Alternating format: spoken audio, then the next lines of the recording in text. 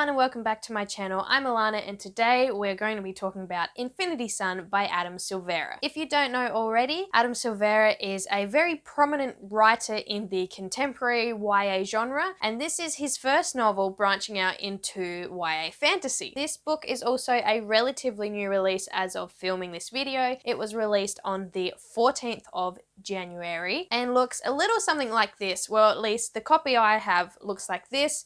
This is an advanced reader copy that I got from work. Before I get into what this book is about and my thoughts, I will also let you know that this review will contain spoilers, but I will let you know when those spoilers start. So you're safe to keep on watching because I'll be telling you what the book's about, my initial thoughts, and then as I dive a little bit deeper into some elements of this book, I will put up a spoiler warning, and from then onwards, you have been warned. There will be spoilers. So, Infinity Sun is about two brothers, one who wants all the power and another that wants nothing to do with power, essentially. In this world that Adam Silvera has created, there are Celestials who are humans with magical abilities that manifest sporadically and either through like a traumatic event or just randomly. Pretty much there's no way to guarantee if you will get powers or to know when that they will be coming. So basically, the brother Brighton would love to become a Celestial and develop his powers, but his twin brother Emil is pretty chill, is happy not having much to do with that. He's just trying to live his life. So of course, Emil is the one who ends up becoming a Celestial with powers, which isn't a spoiler, it's on the back of the blurb. And basically both brothers are thrown into this magical world set in New York where there's these two warring factions and a lot of shit goes down. This book also comments on a lot of different topics including representation, social media and the effects of online social profiling, power and the whole conversation of using it for good and using it for evil, family, friendships. There's a whole bunch going on in this book, and I feel like Silvera was very ambitious with what he chose to take on, but I feel like the book does benefit from discussing all these relevant issues for readers and people today. I also just wanted to quickly point out a few things, at least in my copy. I have a feeling that they'll probably make it into the finished copy. The first one is like the little quote at the start. Usually you'll see books quote like another book, or some authors like V.E. Schwab, she actually has in one of her other books a quote from a main character from Vicious in it. And I really liked how she tweaked that and included that in her book. This book has a quote from another really well-known author, Leigh Bardugo, and it is her quote about the fear and the phoenix. So it says, "Fear is a phoenix, you can watch it burn 1,000 times and still it will return." From Crooked Kingdom. So that was a nice little stylistic thing to add in there since this book is about power and phoenixes and magic and all of that. Another thing that I just wanted to note too is that at the start of this book, Adam Silvera has actually included a letter to the reader. Now in this letter, he mentions how growing up, there weren't many gay main characters in books that he was reading or in things that he was consuming. And basically he says that you may be surprised to find that I've written a fantasy novel, but this story has been 10 years in the making. And it arises from his love for fantasy, but also his need to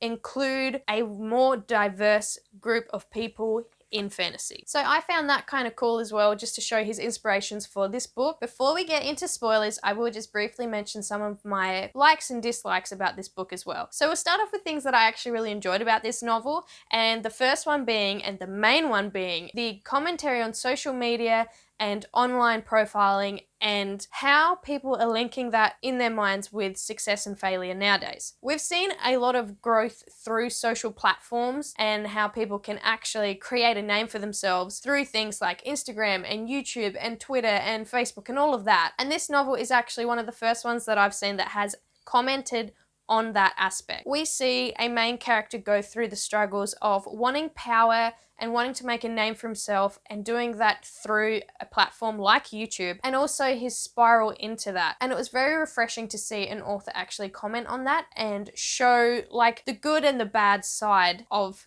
social media and profiling. So hats off to Adam for including that in this book, because man, I loved that. It was great. Another thing that I did really enjoy about this book was the diversity and the representation throughout. We have a main protagonist who is openly gay, we have bisexual, we have heterosexual, we have a genderqueer character in there as well. We also have characters from a whole bunch of different backgrounds and cultures, and this book was beautiful for including all those things and making it seem like the new normal in literature. As for things that I didn't particularly like in this novel, without going into spoilers yet, the world building was actually very suspend your disbelief, because this is here just because. I felt like it wasn't as well fleshed out as it could have been. I wanted a bit more history, I wanted a bit more backstory, I wanted just more to do with the world building instead of just sort of getting dropped into it and told to sort of figure it out myself. There was also the issue of the pacing. Throughout the novel, Adam Silvera, he takes certain scenes and he'll draw them out, and for good reason, because he's discussing a topic or a stance on something. But then he'll take something that I feel is crucial to the plot, like a certain action sequence or information with that or character development, and just squish it into a few pages.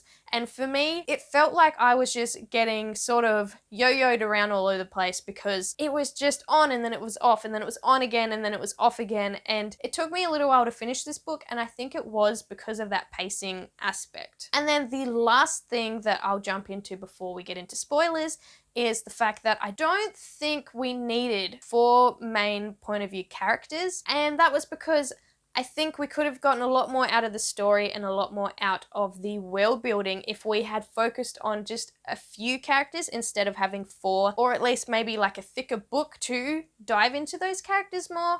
I don't know. Those are just my initial likes and dislikes on Infinity Son. Now, just before we dive right in, originally I gave this book 3 stars when I read it and when I did my Infinity Son reading vlog. You can watch that if you would like. It's spoiler free. But yeah, originally I gave this book 3 stars. I have since downgraded it to a 2.5. Now, the main reason for that downgrade in ratings was because of the world building and the characterization of these key characters and the side characters too. So, going into spoilers, if I sound negative, I don't intend to. It's just these are some elements of the book that I found did not work for me at all. They might work for you, but I wanted to give an honest opinion in my review, so here goes. I'm just going to jump right into spoilers because we're at that point in the video. So starting off with the characters, we see 4 different points of view. We get Emil, we get Brighton, we get Maribel, and we get Ness. All of these characters, except for Emil,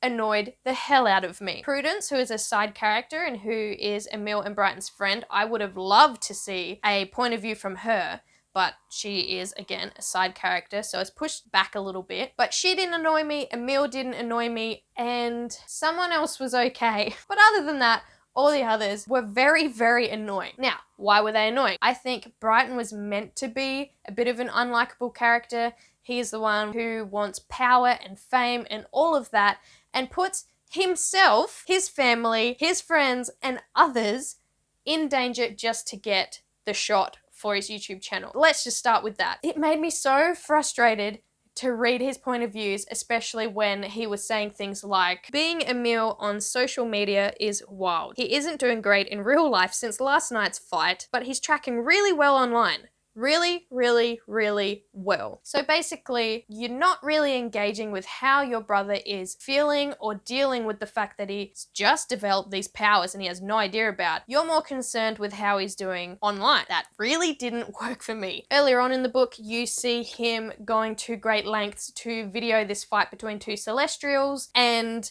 his brother Emil is saying, we need to go home, this is dangerous. His friend is also saying, this is ridiculous. And he is just concerned about the potential amount of hits that fight scene could get on his YouTube channel. There are so many problems with that, and I think Adam Silvera also recognizes that and has written that intentionally into the book. So I think it's something that is meant to get your hackles up a little bit. It's meant to instantly make you go, no, that's not right. And I know that Brighton has his moments where he brings up conversations about things and it makes you stop and think, well, yeah, that sort of is shitty, but that didn't redeem him as a character for me. Also, the ending, when he just drinks the potion. Do we just put cliffhangers in books now to guarantee a sequel? Moving along with characters, we have Ness, who is the senator's son, who has had to basically fake his own death because his father is a big bad character and is terrible. Ness wasn't too bad as a character. I liked their powers and how they used them,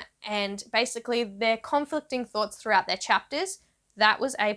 But, and I think this is just like a little pet peeve, him referring to his father all the time as the senator got a little bit old. Even in his thoughts, the person had completely shifted to the senator, and it wasn't just chucked in for like emphasis every now and again, which I think would have made the point a lot better. It was every single time he thought of his father, it was the senator. Again, this is probably just like a personal preference, but there's that. And then we have Maribel, who is a celestial whose parents have died trying to help, but the world sees it as trying to destroy, and she's trying to clear their name, which is great, except for her focus is a lot. She doesn't care if she has to hurt people in order to clear her name and her parents' name, and it just gets very destructive reading her point of view chapters because it's a lot, and she's very mad, and she's very feeling everything right now 100%, and didn't work for me. She got annoying to read from, unfortunately. And then we have the world building. It is one of those worlds where it's set in New York, so it's set in our world, but we don't really know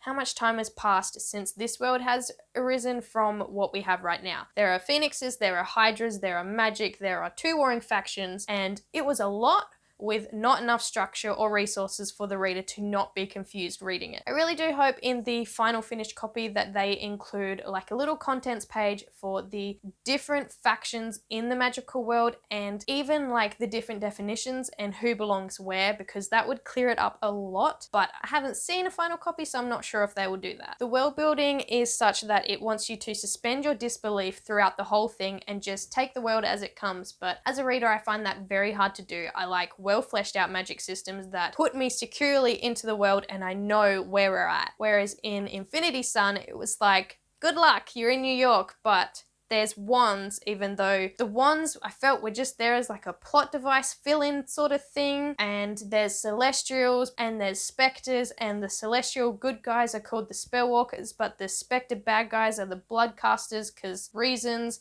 but it was just a lot of names for the same groups of people that weren't clearly characterized. So yeah, that was a bit of a miss. I just was confused for a lot of the time. And at first I thought it was just me, but then I've watched some other people's reviews and vlogs on this book so far that are out there, and I think this book was confusing, and as Adam Silvera's debut into fantasy, that could be the reason. He could be just trying to work out a few things, or it could have done with another round of edits, I'm not sure. So those are my final thoughts on Infinity Sun by Adam Silvera. Overall, this book sadly only got a 2.5 stars out of 5 from me. I downgraded it from a 3 stars just because there were problems in this book which I think could have taken a second look at, and the storyline would have been a lot clearer. Will I be continuing with this series? Yes, because there are things that happen towards the end of the book that make me need to know what happens next. If my opinion on this book differs from yours, just know that I'm not having a go at you or your own opinions. It's just that personally, these were my experiences reading this book. This was also my first ever attempt at a book review, and I will get better at them. I need to sort of set up some kind of structure on